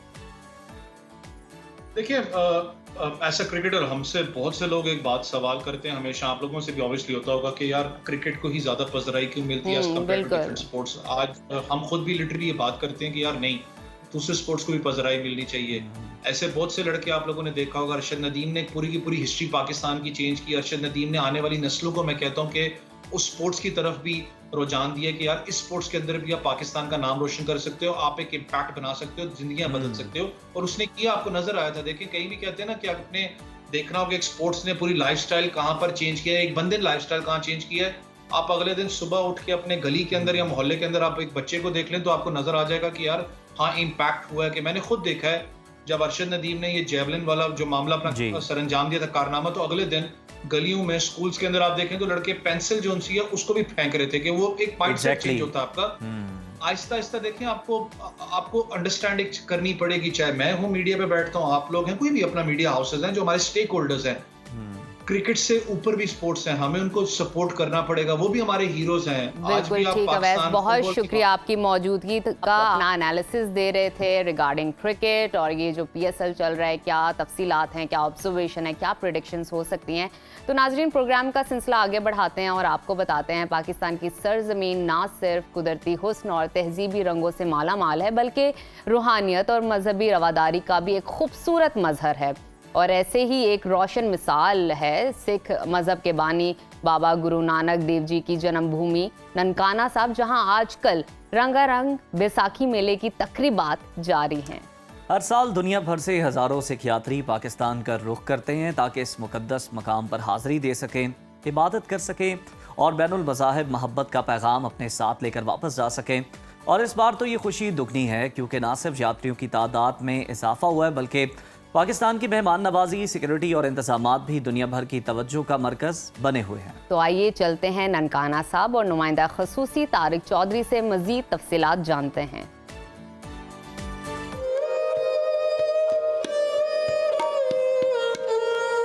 जी बिल्कुल, सिख यात्री ननकाना साहब से सच्चा सौदा यात्रा के लिए जा रहे हैं और मेरे साथ इस वक्त भारतीय सिख यात्री मौजूद हैं। ये उनसे जानते हैं कि वो इस बारे में क्या कहते हैं। ਵਾਹਿਗੁਰੂ ਜੀ ਕਾ ਖਾਲਸਾ ਵਾਹਿਗੁਰੂ ਜੀ ਕੀ ਫਤਿਹ। ਅਸੀਂ ਇੰਡੀਆ ਤੋਂ ਆਏ ਹਾਂ ਜੀ, ਜ਼ਿਲ੍ਹਾ ਲੁਧਿਆਣੇ ਤੋਂ। ਇੱਥੇ ਆ ਕੇ ਪੰਜਾ ਸਾਹਿਬ ਬਹੁਤ ਖੁਸ਼ੀ ਹੋਈ ਹੈ। ਇੱਥੇ ਨਨਕਾਣਾ ਸਾਹਿਬ ਰਾਤ ਦੇ ਆਏ ਹੋਏ ਹਾਂ। ਅਸੀਂ ਪਹਿਲਾਂ ਪ੍ਰਧਾਨ ਮੰਤਰੀ ਪਾਕਿਸਤਾਨ ਜੀ ਦਾ ਧੰਨਵਾਦ ਕਰਦੇ ਹਾਂ, ਫਿਰ ਫੌਜ ਦਾ ਧੰਨਵਾਦ ਕਰਦੇ ਹਾਂ, ਸਿਕਿਉਰਿਟੀ ਦਾ। ਬਹੁਤ 36 ਪ੍ਰਕਾਰ ਦੀਆਂ ਮਠਿਆਈਆਂ ਦੇ ਲੰਗਰ ਵਰਤ ਰਹੇ ਹਨ ਔਰ ਭੋਜਨ ਔਰ ਬਿਸਤਰੇ ਮੰਜੇ ਸਭ ਕੋ ਗੱਦੇ ਸਰਾਣੇ ਸਭ ਮਿਲ ਰਹੇ ਹਨ। ਕਿਸੇ ਚੀਜ਼ ਦੀ ਘਾਟ ਨਹੀਂ ਆਈ। ਹੁਣ ਅਸੀਂ ਸੱਚਾ ਸੌਦਾ ਜਾ ਰਹੇ ਹਨ। ਸੱਚਾ ਸੌਦਾ ਬੱਸਾਂ ਲੈ ਕੇ ਜਾਂਦੀਆਂ ਹਨ ਪਾਕਿਸਤਾਨ ਦੀਆਂ।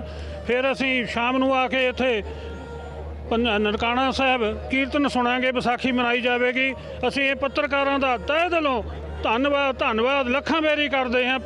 ਪਾਕਿਸਤਾਨ ਦੀਆਂ तमाम ਮੁਸਲਮਾਨ ਭਾਈਚਾਰੇ ਨੂੰ, ਹਿੰਦੂ ਭਾਈਚਾਰੇ ਨੂੰ, ਸਿੱਖ ਭਾਈਚਾਰੇ ਨੂੰ ਨਮਸਕਾਰ, ਵਾਲੇकुम सलाम और नमस्कार, खालसा, वाहिगुरू जी की फतेह जी। कि जैसा कि आपने सुना, सरदार जी का कहना है कि हमें पाकिस्तान में आकर बहुत ही अच्छे इंतजाम मिले हैं, हर चीज़ की हमें सहूलत रही है जी। तो जनाब, पाकिस्तान की जानिब से तो खातिर मदारत में कोई कमी नहीं रखी जाती और हर गुज़रते दिन के साथ जो इंतजामात हैं उनको मज़ीद बेहतर किया जाता है ताकि जो ज़ायरीन यहाँ आ रहे हैं उनकी सहूलत के लिए जो अमली इक़दामात हैं उनको मज़ीद अच्छे तरीके से बढ़ाया जाए, उन्हें अच्छे से सर्व किया जाए ताकि वो एक अच्छा मैसेज लेकर वापस जाएँ। जनाब, दुनिया की इल्मी फ़िक्र और तारीख़ में बाज़ शख्सियात ऐसी होती हैं जिनका असर वक्त के दायरों से निकल कर नस्लों पर कायम रहता है। डॉक्टर असरार अहमद उन्हीं शख्सियात में से एक थे। आज उनकी 15वीं बरसी के मौके पर उनकी इल्मी खिदमात, दीनी बसीरत और दावती मिशन को खराज अकीदत पेश करना बतौर मुसलमान हमारी ज़िम्मेदारी भी है और सादत भी। डॉक्टर इसरार अहमद 26 अप्रैल 1932 को हिंदुस्तान के ज़िले हरियाणा में पैदा हुए। क़याम पाकिस्तान के बाद वो अपने ख़ानदान के साथ हिजरत करके लाहौर आ गए। किंग एडवर्ड मेडिकल कॉलेज से MBBS की डिग्री हासिल की, लेकिन बहुत जल्द मेडिकल फील्ड को छोड़कर दीन की खिदमत को अपनी ज़िंदगी में बना लिया। डॉक्टर इसरार अहमद ने कुरान हकीम की दावत, फ़हम और तदब्बुर को अपनी तमाम तर फ़िक्री और इल्मी सरगर्मियों का मरकज़ बनाया। उनका सबसे नुमाया कारनामा 1975 में तंजीम इस्लामी का क़याम था, जिसका मकसद इस्लाम को एक मुकम्मल ज़ाब्ता हयात के तौर पर नाफिज करना और मुसलमानों को कुरान की हकीकी रूह से आशना करना था। डॉक्टर साहब ने इस्लामी खिलाफत के क़याम के लिए हमेशा पुरअमन, इल्मी और शऊरी जद्दोजहद पर जोर दिया। उनके बकौल हमें खिलाफत के लिए तैयारी करनी है, ना कि उसके लिए लड़ना है। 14 अप्रैल 2010 को डॉक्टर इसरार अहमद लाहौर में इस दायरे फ़ानी से रुखसत हुए, मगर अपने पीछे एक इल्मी, फ़िक्री और रूहानी खजाना छोड़ गए जो आज भी हज़ारों अफराद रोशनी का मीनार है।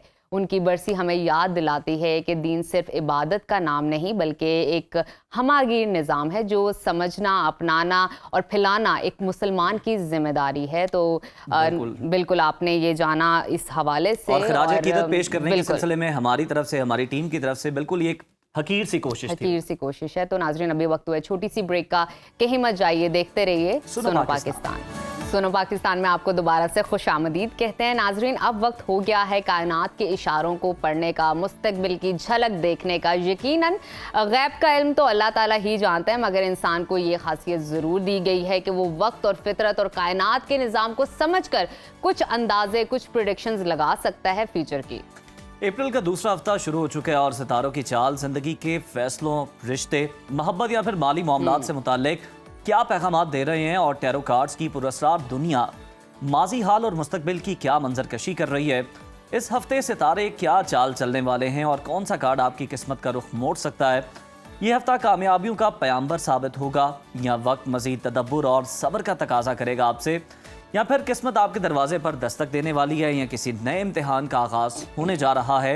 ये सब कुछ हम इस सेगमेंट में जानेंगे और इसी तमाम सूरत हाल पे बात करने के लिए इस वक्त हमारे साथ मौजूद हैं मारूफ tarot card reader Dawood Ahmed. Dawood, welcome to Suno Pakistan. Dawood जी, कैसे हैं आप? आपका शुक्रिया। स्टार्ट करते हैं, आगाज करते हैं एरीज से। कैसा रहेगा ये वीक एरीज का?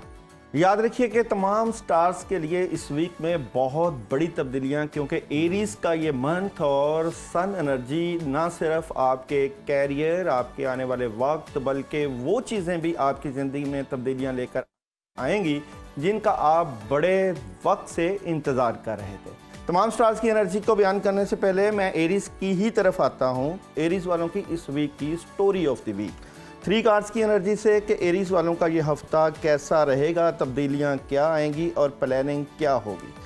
तो जनाब दी चैरिट कार्ड की एनर्जी आपके रोशन मुस्तकबिल की ज़मानत नज़र आती है। बिलाशुबा जिस तरह के मैंने कहा कि एरीज का असर, सन का असर तमाम स्टार्स के ऊपर रहेगा, तो मुस्तकबिल की मनसूबाबंदी, दूर अंदेश फैसले और फिर क्वीन ऑफ कप, कामयाबियों का सफ़र और आगाज़।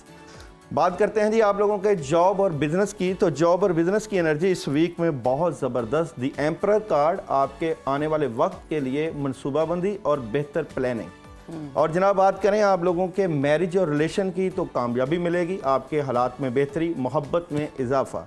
और हेल्थ की बात करें तो हेल्थ स्ट्रॉन्ग नज़र आती है, खाना पीना सॉलिड और बिल्कुल ज़बरदस्त, हेल्थ में पॉजिटिविटी।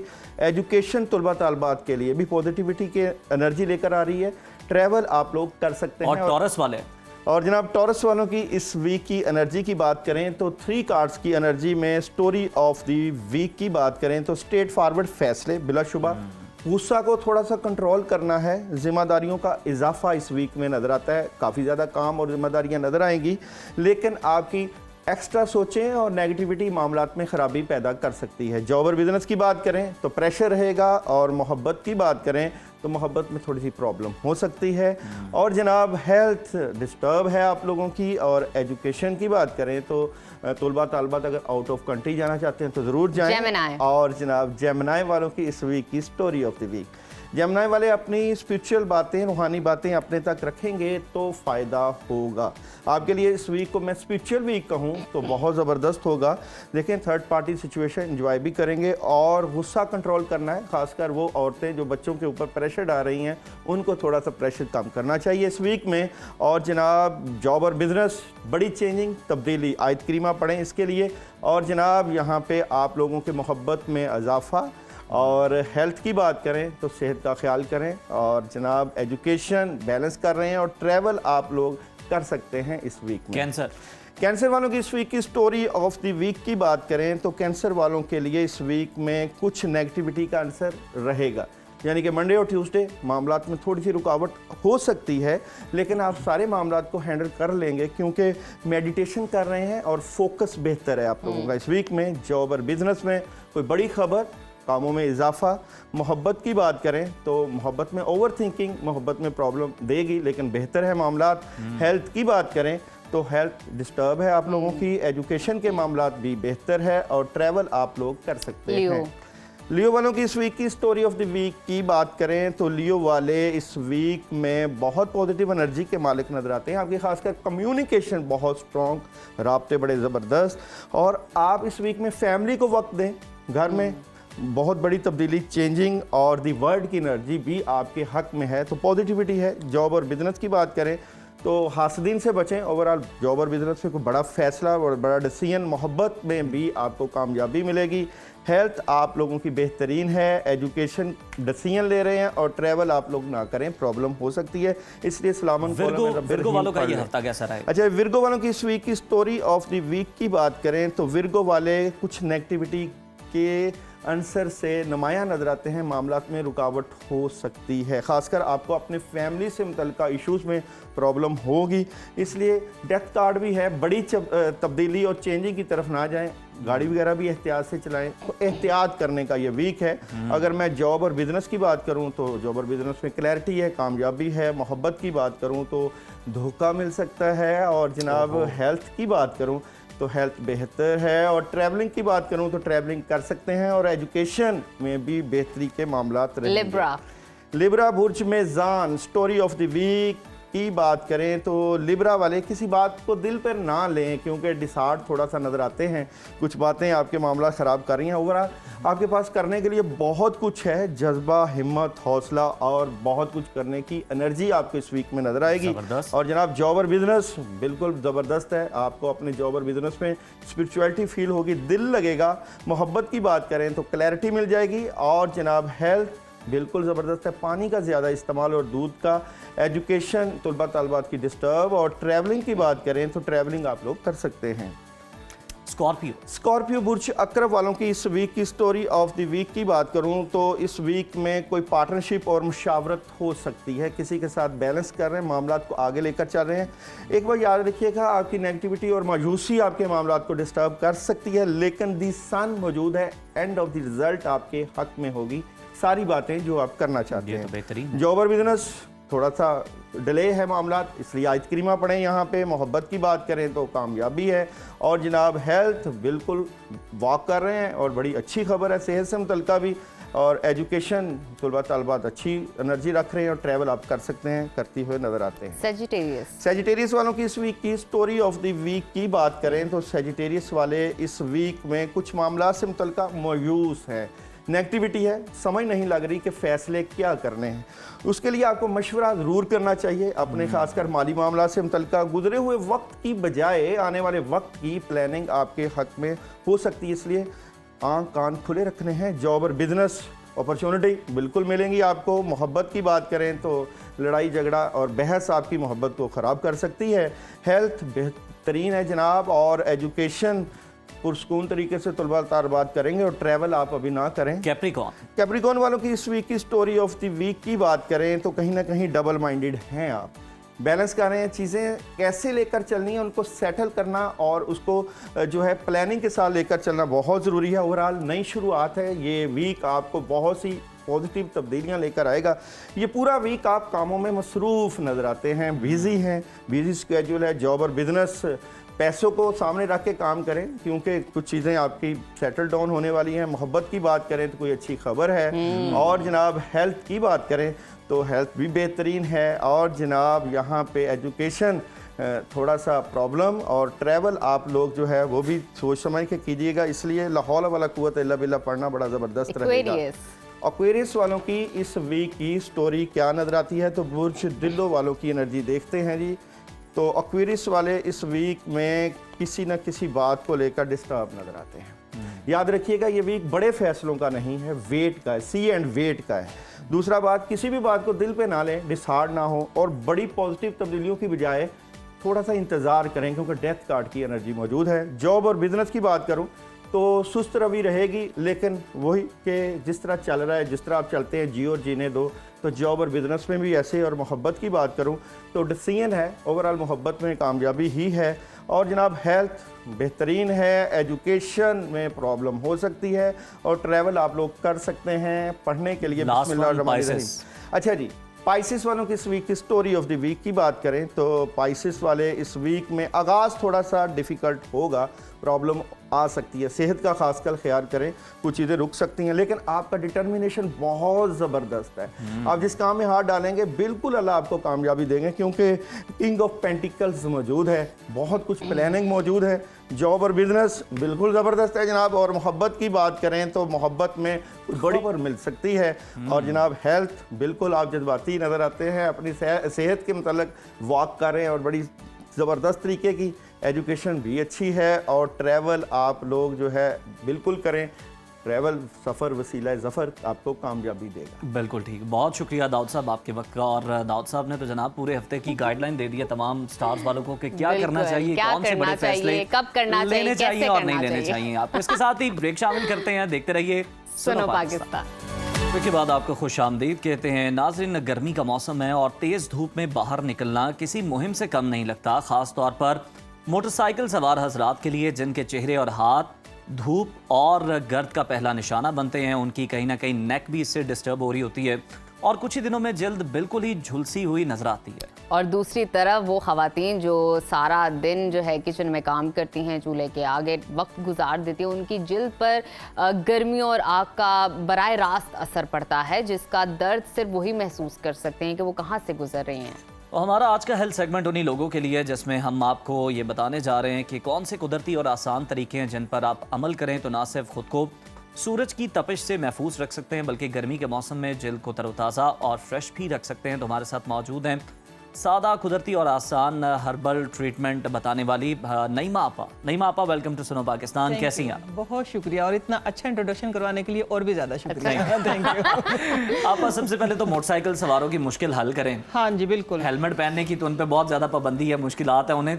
लेकिन पहनना चाहिए। बताएं कि मर्द हजरात जो बाइक सवार हैं उनके चेहरे, बाजू, गर्दन, अगर आपने टी शर्ट वेयर की हुई है, बहुत ज़्यादा मुतासर हो रहे होते हैं, तो उनकी जिल्द को महफूज बनाने के लिए कौन सी आज चीज़ है, कौन सा आप नुस्खा में बताने वाली? हाँ बिल्कुल, मैं नुस्खा उन्हीं के लिए ज़्यादातर, क्योंकि मेरा फोकस जो है वही, और वही ख़वातीन जिस तरह इसने नजफ़ ने बात की है जो किचन में काम करती हैं या किचन बाहर घरों में काम करती हैं, जो बेचारी हमारी मेड्स हैं धूप में चल के आती, तो आज मेरा फोकस आम आवाम, आम लोग, ठीक है ना। कुछ लोग तो एसी में बैठ के ऑफिस में काम करते हैं, लेकिन पूरा जो पाकिस्तान है वो मजदूर तबका ही है तकरीबन। तो मैं आज उन आम लोगों की बात करूंगी कि देखो गर्मी का सामना सबसे ज्यादा उनको होता है, जैसे उज़ैर ने बात की है। तो आज मैं एक ऐसा ड्रिंक बताने लगी हूँ, एक ऐसा सनब्लॉक लेके आई हूँ और एक ऐसा मास्क लेके आई हूँ। आप लोग जुड़े रहिएगा इसके साथ, सब कुछ बताऊंगी। आम लोगों के लिए तो फिर सस्ता भी होगा ये। और आप यकीन माने इतना सस्ता और इतना अच्छा कि अगर आप या मजदूर लोग या वो रिक्शे वाले या बाइक वाले घर से निकलने से पहले मेरे बताए हुए तरीके से उतना अगर वो पानी पी के घर से निकले, पहले हम ड्रिंक बनाने वाले ऐसा सादा और सस्ता सा नुस्खा है कि इंशाल्लाह जब आप मेरे बताए हुए नुस्खे के मुताबिक उसको पी के निकलेंगे तो बाहर जितना भी ये सोलर, बड़ा सोलर है और ये वेव चल रही है, लू चल रही है, कुछ नहीं बिगाड़ सकती आपका, ठीक है। और साथ में आप लोगों ने फिर एक सादा सा सन ब्लॉक रखना है। अच्छा, उसमें चीज क्या जाएगी वो मैं आप लोगों को बताने लगी हूँ। सबसे पहले हमने लेना है शक्कर, देसी शक्कर, ठीक है ना। हाँ, शक्कर एक आम सी सस्ती सी चीज़ है। सफ़ेद चीनी आप लोगों को सबको पता है जहर होती है, सफ़ेद चीनी से ज़रा बचें। उसकी जगह आप सिर्फ नमक का पानी में इस्तेमाल करें तो वो ज़्यादा अच्छा है, ठीक है। हाँ, क्योंकि मैं इस्तेमाल करती हूँ देसी चीज़ों का, आप लोगों को पता है, मैं इसलिए देसी शक्कर का इस्तेमाल कर रही हूँ। बिस्मिल्लाहिर्रहमानिर्रहीम। हमने इसके अंदर तकरीबन डाली है 1 कप शक्कर, ठीक हो गया। 1.5 लीटर ये पानी ऑलमोस्ट बनेगा, ठीक है। फिर इसके अंदर हम डालेंगे अब बिस्मिल्लाहिर्रहमानिर्रहीम पानी, बहुत ही सादा, आंख बंद करके बच्चा भी बना सकता है, कोई इश्यू वाली बात ही कोई नहीं है इसमें। और जब आप पिएंगे तो आप कहेंगे आपने वाकई कोई चीज़ बनाई है। इतना टेस्टी होगा ये और इतना ही एकदम से आपका अंदर जो है रिफ्रेशिंग हो जाएगा। हम और बाजारों में भी गर्मी के आते ही देख रहे होते हैं, बोर्ड लगे होते हैं, रेडियां लगी होती हैं शक्कर कोला, लेकिन वो उसमें जो अज्जा होते हैं स्क्रीन वगैरह के, वो तो बिल्कुल नुकसान है। आप घर में ये चीज़ बनाए तो हाइजीनिकली पॉइंट ऑफ व्यू से भी बेहतर होगा। बिल्कुल बेहतर होगा। तो स्लोगन ही यही है, बैक टू नेचर मेरा स्लोगन। थैंक यू ज़हर ने याद करा, बैक टू देख ले, हमने याद रखा। और आपने याद रखा, मुझे इस बात की खुशी हुई। फिर मेरी पहचान अल्हम्दुलिल्लाह यही है। अच्छा जी, ये एक कंप्लीट देखिए ड्रिंक बन गया, ठीक है, ऐसे। अब हमने इसको 2 वर्जन में करना है, ठीक है। वो कैसे करना है आपकी चॉइस है, ठीक है। वो कैसे करना है देखें, एक है आजकल जो आम चीज मिल रही सत्तू, ठीक है ना, जो नबी पाक सल्लल्लाहु अलैहि वसल्लम का पसंदीदा भी था, ठीक है। आप सत्तू अगर आपके पास अवेलेबल है तो ठीक है। दूसरी फॉर्म जो है इसकी वो मेरे पास है नींबू, ठीक है, हाँ जी, लेमन जिसको बोलते हैं, ठीक है, मैंने बोला सत्तू से मिला के नींबू बोल दिया इसको, ठीक हो गया। हाँ, हमने एक एहतियात करनी है कि नींबू और सत्तू, जो सत्तू का अलग बना के दिखाती हूँ मैं आप लोगों को, ये आजकल, हाँ अच्छा, ये दोनों में हम कर सकते हैं, या तो ये लेमन डाल लीजिए या तो सत्तू डाल, लेमन डाल दिया इसमें, चलो ठीक है।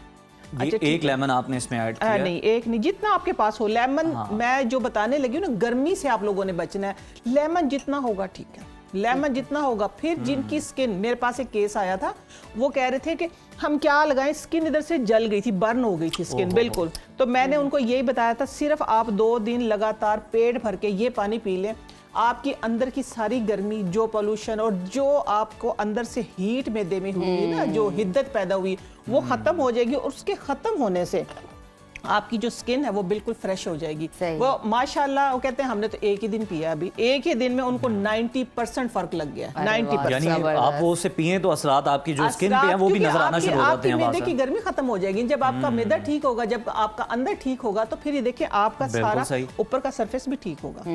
ठीक है। दूसरी चीज ये काला नमक, काला नमक, ये आप यकीन माने कि एकदम से आपको कहते हैं ना कि जब बीपी लो हो जाता है हमारा, तो नमक की शिकंजी ही देते हैं या चीनी और नमक देते हैं। लेकिन मैं क्योंकि चीनी का इस्तेमाल नहीं करती, इसलिए मैं शक्कर को ज्यादा पसंद करती हूँ, और घर में भी शक्कर ही। मेरे मेहमान आते हैं हमारे घर में, पिछले 22 साल से कोल्ड ड्रिंक्स, कोई सॉफ्ट ड्रिंक नहीं आई है पिछले 22 साल। पिछले 22 ट्रेंड आपने रखा। हाँ जी, हमारे अपनाने की जरूरत है। बिल्कुल बिल्कुल अपनाने की जरूरत है। आप लोग, मेरा स्लोगन जिस तरह बैक टू नेचर है, आप लोग नेचर की तरफ आए, नेचर की तरफ आएंगे तो आप खुद खुश रहेंगे। ये लो इसको। अच्छा, ये मैंने ट्राई करना है, ये आपने ट्राई करना है। हाँ, ये बिल्कुल ट्राई करना, ट्राई करके इसको बताएं आप। अब आम आवाम को बताएं, मुझे तो क्या बताना था, मैंने कौन सा टेस्ट ये है, लेकिन आप दिखाएं। ये नजफ आपके लिए, ये मैंने ट्राई करना है, ये आपने ट्राई करना है, ये आपने ट्राई करना है। मुझे पता नहीं ना था, वो कहते हैं ना लेडीज फर्स्ट, तो शायद पास करने के लिए मुझे दिया कि मैं करीब। कोई बात नहीं, कोई बात नहीं। आपका बहुत अच्छी, बड़ी रिफ्रेशिंग और बड़ा अच्छा, मैं कहता हूँ किसी भी फ्रीजी ड्रिंक से, सॉफ्ट ड्रिंक से ज्यादा अच्छा टेस्ट आ रहा है इसका। तो सॉफ्ट, मैं इसीलिए मैं कहती हूँ कि मेरे घर में नजफ यही चलता है गर्मियों में, कभी सादा। This is so refreshing honestly.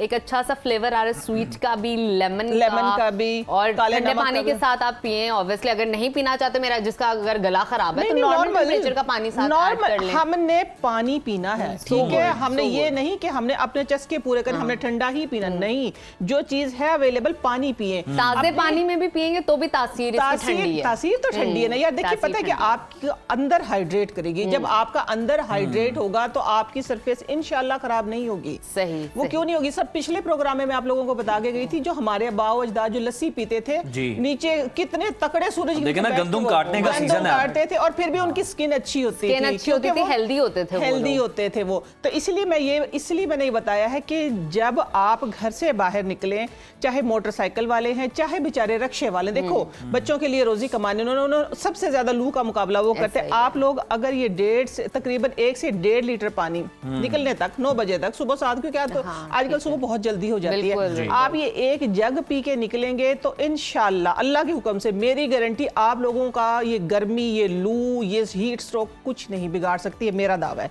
क्योंकि मैंने बहुत लोगों को बताया, दावा मैं ऐसे ही नहीं कर रही, मैंने बहुत लोगों को बताया। आपका दावा वजन रखता है, ये अफोर्डेबल है, ये अफोर्डेबल है। मैं ना उज़ैर चीजें वही बताती हूँ जो अफोर्डेबल हो। मैं आम आवाम की बात करती हूँ, आम आवाम की बात करती हूँ। पीने के लिए तो बता दिया, अब लगाने के लिए सादा सिंपल। ये देखो, एक सन ब्लॉक का काम करेगा आपका, ये सन ब्लॉक, ठीक है। रिक्शे वाले, मोटरसाइकिल वाले, खवातीन वो जो घरों में काम करती हैं, या वो खवातीन जो किचन में अपना काम करती हैं नॉर्मल, ठीक है, या वो जो मेकअप करती हैं, जो मेकअप उतारने के बाद, मेकअप उतारने से पहले। ये देखिए, इसके अंदर मैंने सादा मिनरल वाटर जो हम पीते हैं पानी, सादा पानी के अंदर मैंने लिया है पुदीना, डंडी समेत, जहां से डंडी टूट गई, कच्ची डंडी, ठीक है ना, पुदीना लंबा सॉफ्ट वाली, ठीक है, वो डाली इसके अंदर, और फिर डाला लेमन, और छोटा सा एक स्लाइस खीरे का भी अगर आप डाल लें तो वो और ज्यादा रिफ्रेशिंग। फिर करना ये है कि जिस तरह ये शावर है, ठीक है ना, बस इस तरीके से। आपका ये डिटॉक्स वाटर है जो आपने पीना है, वही अगर आप मुंह पे लगा लेंगे तो मेरा में बराबर हो जाएगा सारा मामला। पिछले मैं बड़ा जग जब लेके बता के गई थी ना कि उसके अंदर मैंने चुकंदर डाला, इसके अंदर चुकंदर नहीं है, सिंपल, ठीक है, चुकंदर बिल्कुल डाल सकते हैं, ठीक है, फॉर द ब्लश, फ्रेश हो जाएंगे आप। ये वो है सन ब्लॉक जिसको आप चाहें तो 2 मिनट बाद रिपीट कर सकते हैं, चाहे तो 10 मिनट बाद रिपीट कर सकते हैं। और मैं बताती हूँ कि गारंटी है कि स्किन फ्रेश रहेगी। ये पिए, ये स्प्रे करें, ठीक है। अगर टाइम है तो एक और रेमेडी मैं आपके साथ शेयर कर देती हूँ। हाँ, शेयर करें। अच्छा जी, ये है उनके लिए एक सिंपल सी बात है कि जो आम लोग घरों में होते हैं और जिन या काम वालियाँ या हम अपने जाते हैं अपने इधर से ऑफिस से या जहाँ से भी, तो फिर स्किन को फ्रेश करने की जरूरत होती है। ना, कोई वाइट कॉलर है और कोई वैसे काम वाले तो सभी हैं, सही बात, सही कह रहे हैं, सही कह रहे हैं। काम वाले तो सभी हैं, टाइप चेंज है, बिल्कुल ठीक है ना। अच्छा, सिंपल क्या करना, हमने लेनी है योगर्ट, अच्छा, सादा दही दही ले इतनी सी, लेंगे। हाँ सादा दही बिल्कुल, ये जो फ्रिज में रखी एक होती है। चम्मच? और ये मैंने आप लोगों के लिए प्याली में डाला है, वरना मैं क्या करती हूँ, मैं हाथ पे ही डाल लेती हूँ, दोनों चीजें मिक्स की और फेस पे लगा ली, ठीक है। और दूसरी चीज इसके अंदर मैं शायद उजैर के सामने बता के गई थी, रमजान में जब लिक्रिश का मैंने बताया था एक सनब्लॉक, और लिक्रिश का मैंने बताया था एक टोनर के जो आपके ब्राउन स्पॉट जो मुलाजमा होता है उसको खत्म करता है, स्किन को फ्रेश करता है, फेयरनेस लेके आता है। तो आज मैं लेके आई हूँ लिक्रिश का पाउडर, अच्छा, ठीक है। दही के साथ इसको मिक्स कर दही लिया। के साथ, एग्जैक्टली दही के साथ हमने इसको, बस इतना ज्यादा नहीं, बस इतना सा ही काफी होगा, इतना सा हमने इसको मिक्स करना है, इनफ, बस और किसी चीज की हमें जरूरत ही नहीं है, ठीक है। मिक्स किया अच्छे से और अपने फेस पे लगाया, रब करना है या थोड़ा सा ड्राई करना है? नहीं, आपने ये करना है, लगा के छोड़ देना है, बस लगा के छोड़ देना, काम शाम करते रहे अपना, कुछ भी 15 मिनट से लेके बेशक आप इसको 2 घंटे तक रखें।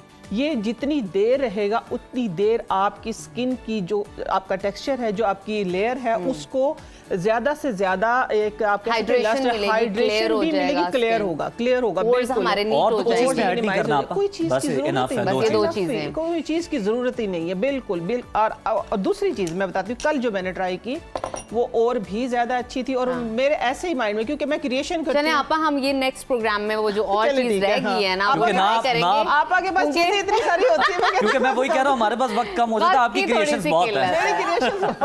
थैंक यू सो मच आपा। बैक टू नेचर, और नाजरीन यही स्लोगन होना चाहिए हमारी लाइफ का भी, बैक टू नेचर। जितने नेचर की तरफ जाएंगे उतनी लंबी और अच्छी सेहतमंद जिंदगी जिएंगे। तो ये था आज का प्रोग्राम, अपनी दुआओं में याद रखिएगा। कल सेम टाइम पे आपसे दोबारा मुलाकात होगी। टिल देन, अल्लाह हाफिज।